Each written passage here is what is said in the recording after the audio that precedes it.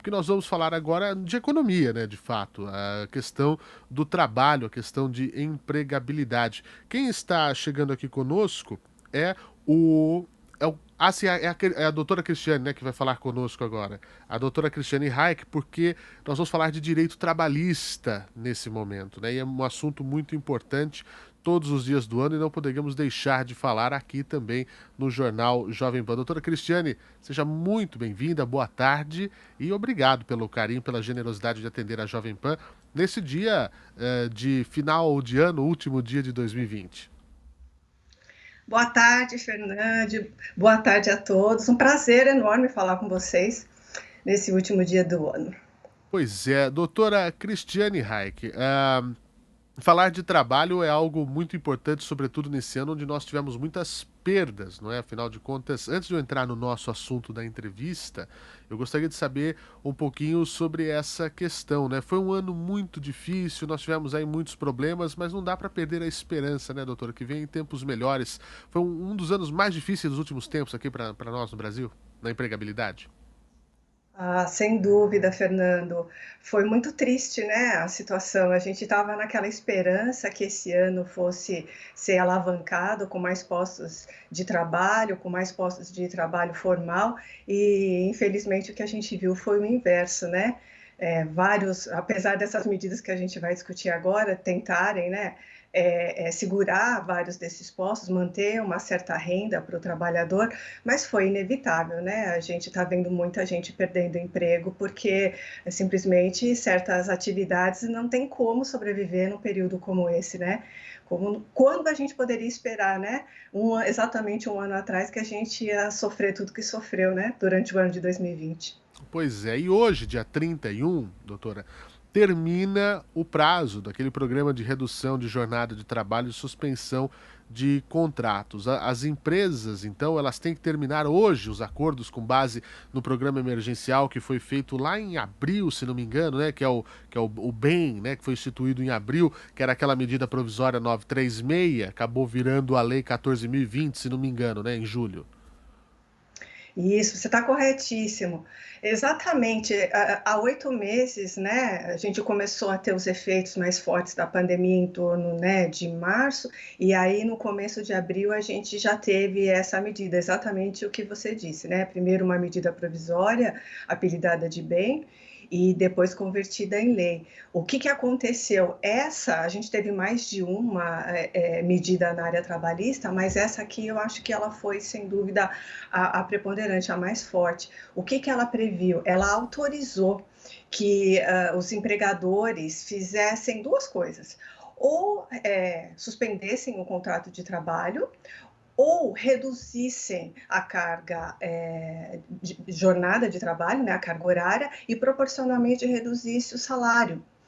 E o governo federal entrou com um complemento da renda dessas pessoas, né?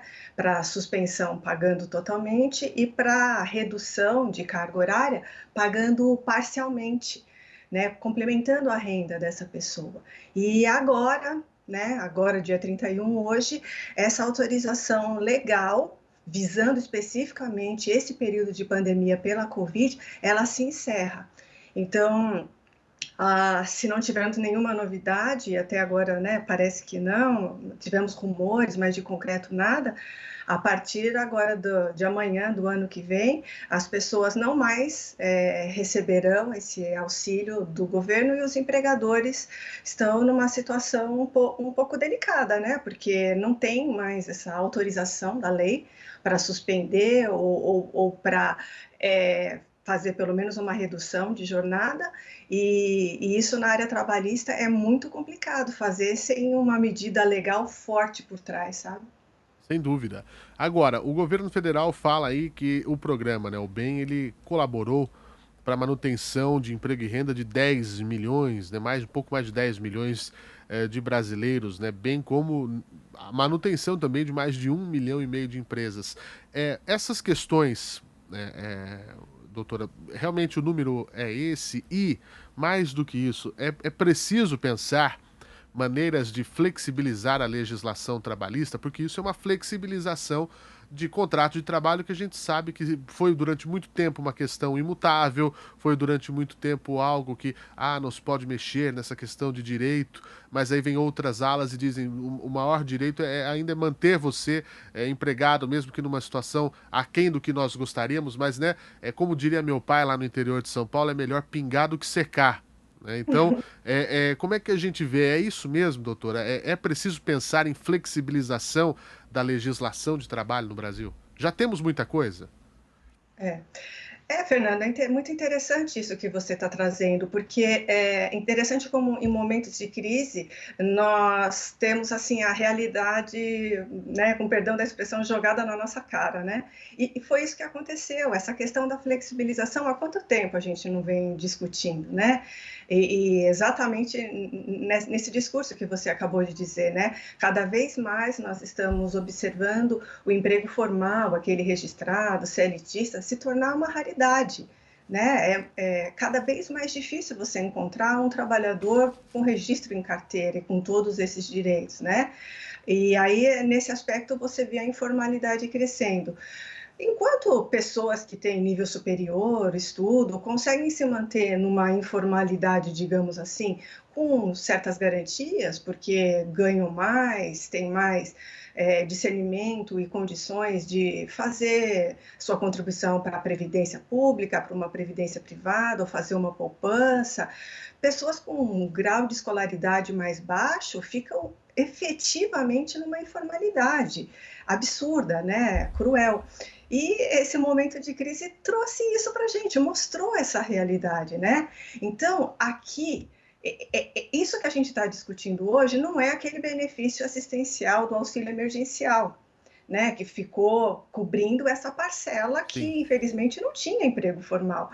E essa daqui, essa medida que a gente está falando agora, ela veio para tentar segurar, né, esses postos de trabalho formais. Exatamente como você disse, o governo nos dá conta de um número grande de pessoas sendo assistidos. A mim parece, por observar aqui o meu entorno, que de fato muita gente foi assistida sim, né? Mas que infelizmente não é o suficiente. Não é. E, infelizmente, também, a gente sequer consegue dar garantia que essas medidas não serão questionadas na justiça. Acho que é importante dizer aqui que, em 2017, aquela reforma trabalhista que a gente teve, ela trouxe uma brecha de flexibilização nessa linha do que foi feito com essa medida provisória depois convertida em lei. Ela fala, porque realmente é muito complicado na Justiça do Trabalho você reduzir salário, reduzir ganhos, né? E lá, aqui, a gente teve isso como uma necessidade, mas o governo complementou. Falar que ninguém teve redução de salário não é verdade, né? Porque o valor complementado, principalmente para quem tem uma renda mais alta, não necessariamente foi o mesmo valor complementar igual ao da renda. Mas, bem ou mal, houve uma complementação. Mas a reforma trabalhista de 2017 trouxe uma brecha que fala que se houver redução de carga horária e de remuneração, que isso seja feito necessariamente com a intervenção do sindicato. E olha só, né? Acho que a maior prova de que isso, mesmo desde lá de 2017 estando na lei, isso não trouxe segurança jurídica, é que foi necessário agora, nesse ano aqui de pandemia, uma nova lei prevendo isso para um momento específico. Quer dizer, se aquele artigo, né, da reforma trabalhista tivesse sido bem aceito, talvez a gente não precisasse. Aceito e incorporado à cultura, né, trabalhista, não precisasse disso que a gente viu agora, né? É, Mas, enfim, houve essa necessidade. É uma lei agora prevendo o que era o imprevisível, né? O imponderável, talvez. É uma coisa que estava totalmente fora. Esse ano de 2020, as situações totalmente fora da curva daquilo que se foi planejado, até mesmo dentro de uma lei extremamente recente, de 3 anos antes, né? Que era a reforma trabalhista de 2017. Para finalizar, doutora, eu gostaria de saber o seguinte: encerra-se hoje o programa emergencial para a preservação do emprego e renda bem, né? Por quê? Porque acaba o estado de calamidade pública no país, né, decretado pelo governo 31 de dezembro. Do ponto de vista, né, com o seu know-how, sua expertise na área, haveria necessidade de uma prorrogação. O governo federal diz que o projeto cumpriu, o Ministério da Economia diz que o projeto cumpriu com todos os objetivos propostos na sua criação, como eu disse, preservando mais de 10 milhões de empregos, 1,5 milhão de empresas, foram até o início de dezembro quase 20 milhões de acordos de suspensão temporária ou redução de jornada e salário, né? E o governo disse foi o maior programa de preservação de empregos já realizado no país.